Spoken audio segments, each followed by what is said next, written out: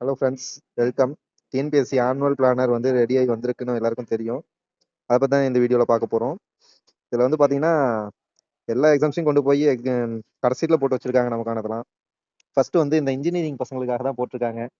Technical services examination பரவாயில்ல, நமக்கு வந்து அதில் ஜிஎஸ் வந்து படிக்கிறதுக்கு கொஞ்சம் மோட்டிவேஷனலாக இருக்கும்னு நினைக்கிறேன். அப்புறம் குரூப் 1 சர்வீசஸ் வருது, ஜூனில் வருது. என்ன போஸ்டிங் தான் ஒரு 100க்குள்ளே தான் இருக்கும்னு எதிர்பார்க்குறோம். அண்ட் ஆஃப்டர் தட் டெக்னிக்கல் சர்வீசஸ்ல வந்து டிப்ளமோ லெவல் வருது. இந்த தடவை கொஷின்ஸ்லாம் ஈஸியாக இருந்ததுன்னு எல்லாரும் பேசிட்டு இருந்தாங்க. முக்கியமாக இந்த ஜேடிஓ லெவலில் வந்து காம்படிஷன் ஹெவியாக இருந்தது.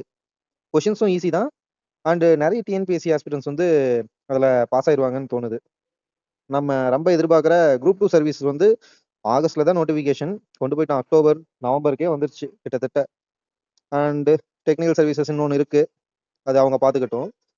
நம்ம எல்லாருமே எழுதக்கூடிய குரூப் 4 சர்வீசஸ் வந்து பார்த்தோம்னா அக்டோபர்ல நோட்டிஃபிகேஷன் கொடுத்து டிசம்பர்ல மோரோவர் 1 இயருக்கு மேல இருக்கு. இன்னை டேட்ல இருந்து கணக்கு போட்டோம்னா ஒரு 1 இயர் ஃபுல்லா இருக்கு. ஸோ நிறைய டைம் இருக்கு. போஸ்டிங்ஸும் அதிகமாக வரும்னு எதிர்பார்க்கலாம் குரூப் 4க்கு. Start preparation.